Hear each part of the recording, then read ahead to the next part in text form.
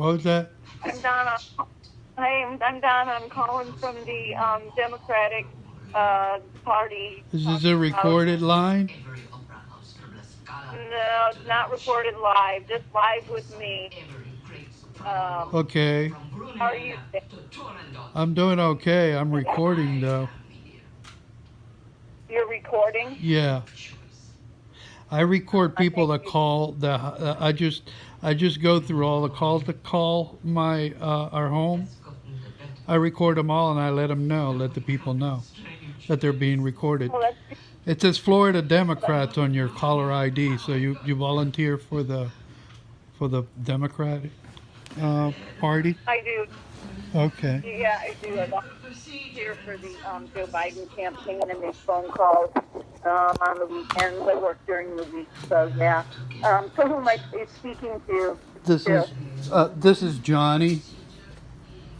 Hey, Johnny. Nice to talk to you. Yeah. Are you local here though, or are you calling locally or nationally?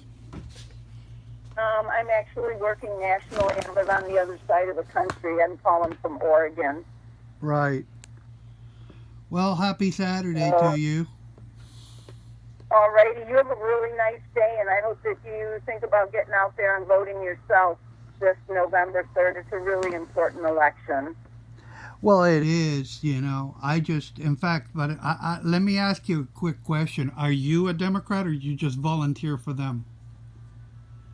Oh, I am definitely a Democrat. Oh, okay. Um, Yeah, some people do yeah. it for intern purposes or something. I don't know, I'm just curious. That's all. Yeah. And what makes you what's so good about their platform that you think that they specifically are that you like about them?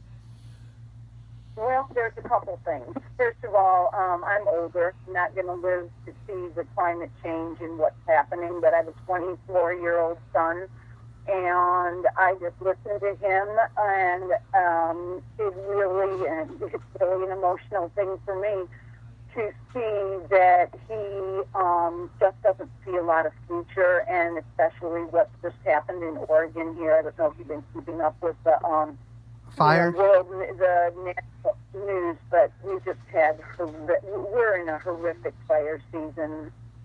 Yeah, I know that there's Uh, a fires there. It's terrible. Yes, I know. Um, it's unbelievable how many people have been affected this year, and they just like exploded here.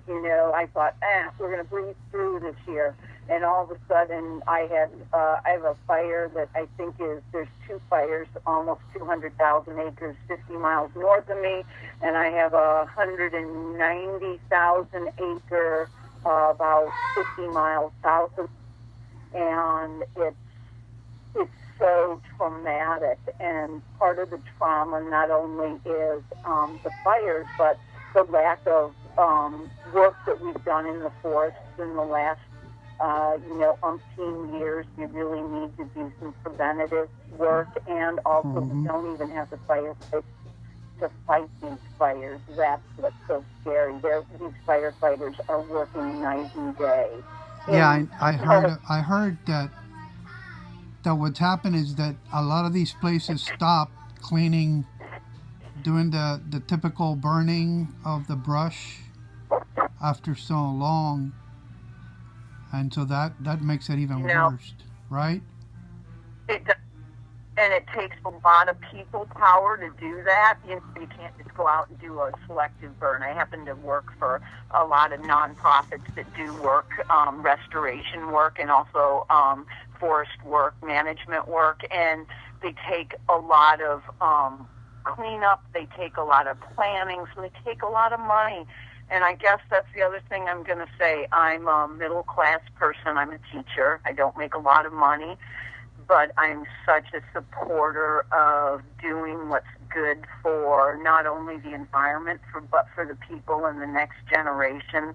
So I just say, I'm willing to pay some more taxes to make sure that we're being, and as I say, I'm a middle class person. Okay, I like quit my job a week before COVID because I didn't like the position I was being put in. So I was like really freaking out about how I was going to pay my bills. But I do have a job now, so I'm willing to put more money towards like all that preventative stuff, cleaning out the forest, making sure that our forests are managed correctly, paying for firefighters who are ready to go out and fight fires. And I'll tell you, second to that, the next thing that really interests me as a teacher is that we're educating people, and all people get equal opportunity to be educated.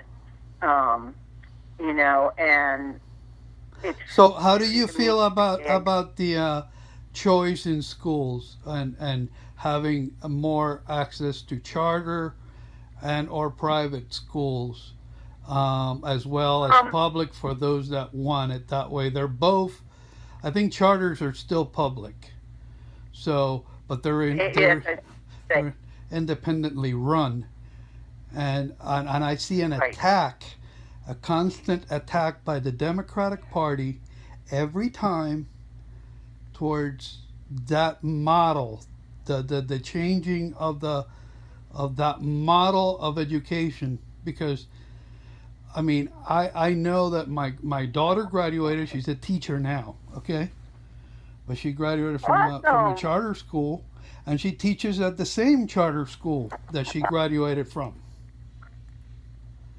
So, but I had no idea that it existed, and I've been involved in my kids' education forever. You understand what I mean?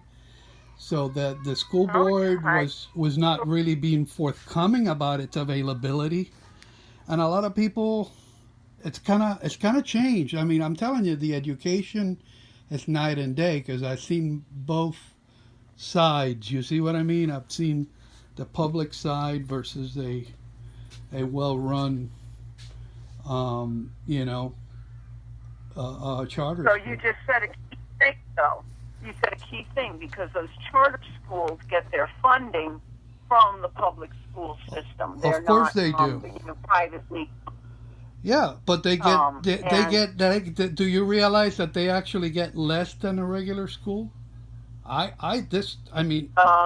They for a while there, I had to buy my daughter's books because she was dual enrolled at the charter school, so she could go to the community college for free, but they would refuse to pay for her books. But the ones that were going to a standard public school got them for free. You see what I mean? Well, I mean, I'm going to tell you. all kinds of other things. And every year, without a doubt, I see every Democrat and every attacking the charter school system. Why is that? And I don't say they attack the charter school system, because the people who are a part of the charter school systems that I know of, and I know of them in Utah. I have I have a niece who teaches in a charter school there. I have a friend who taught in a charter school here. I have several other friends that have had their children in charter schools. So I can't say, and every one of those people I've just said are Democrats. So I think it's a broad platform for the Democrats. I think that we have cut most of, and I'm going to tell you that federally funding for schools is really minimal, like less than 10%. If you look at where your funding for school comes from, less than 10% comes from the federal government. Yeah, because they're sticking the millage on my county taxes for my home. I've been paying taxes long enough to know. But they're. There you go. I'm telling you, there you go. They are sticking it to us many times, because where they're spending. I'm going to give you an example. Orange County, Florida, where you're calling to right now. Okay, the school board there, each one of those members is required to attend 24 meetings twice a month. Okay, that's their requirement. You know how much money they make each? $40,000 with a straight face. Now, that is just the beginning, because a lot of the other monies and the properties that they own and they squander, but the money doesn't end up going to the teachers. It does not go to the students. It does not end up in the schools. a lot of times until it's too late, you see. I mean, Well, I think the problem that I have with the Democratic Party is they attack education, that my choice to educate my kids. For example, they come up with idiotic, non educational themes to promote in the schools. Last year, they made, I think, October was LGBTQ Awareness Month. Why is that of importance to an elementary school kid? A middle school kid? I don't care. Any kid. Is that an important, thing for them to do? Is that an educational topic here that they need to be aware of? I take objection to stuff like that. And that's what's happening in all of our schools down here. You're talking on a real personal basis here, and I represent, the Democratic Party as far as Joe Biden and your senators. And I don't know if you have any Republicans running, but you're talking about local issues there, and I think that's an issue that if you're concerned about that, you should be definitely going to those school board meetings and voicing your opinion, voicing your voice. And that's what I'm telling people is we have a voice. We need to make sure that we are being heard, and part of our voice being heard is voting in people who are behind what we believe in. And I have to say, Joe Biden is a great choice. He has he's very, very pro-education. His wife was a teacher. Education, I think, is something that's going to be looked at in this. Speaking of education, okay, and you're talking about Biden. Did you know that Biden claimed that he had 3 degrees after graduating himself? I mean, this is his voice. And then he retracted it. He said he graduated at the top of his class, then he retracted it. Who would embellish, their credentials in school or law school? That's the type of person that's concerned about education, somebody who's cheating. I mean, honestly, when I watched that video, I was shocked. It was a 20/20 or a 60-minute piece they did. I mean, they went into detail for 10 minutes. All these broadcasters talking about it, the news. And he, with a straight face, said that he probably couldn't remember, those details.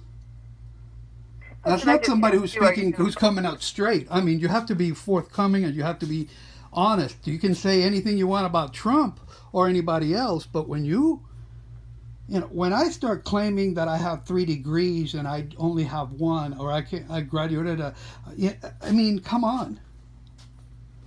Well, I'm going to ask you, are you planning on voting this November? Oh, I vote every election. And what's interesting is my youngest, okay, we always vote, okay, but she hasn't even voted one time. This is supposed to be her first elections. So, but I'm just telling you that the problems are locally and they exponentially continue to expand. It's the schools where the biggest problem is. I've been back to school also.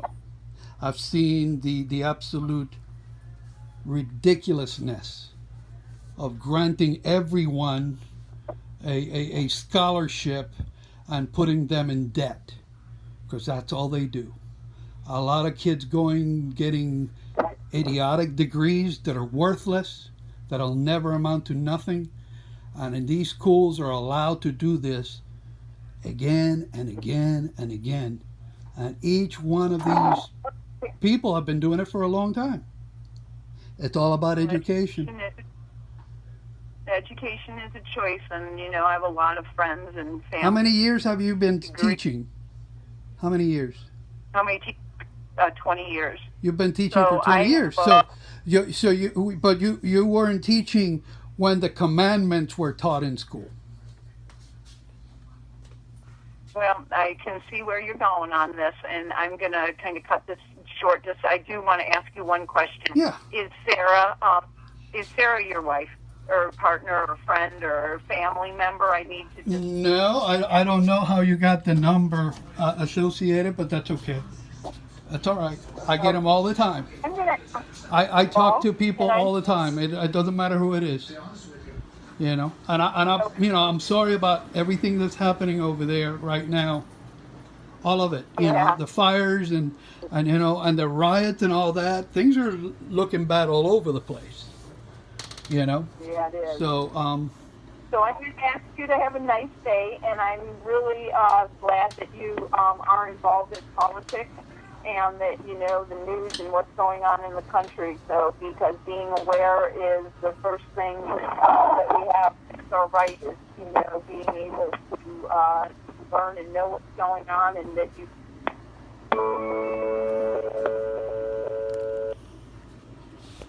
all right. Well,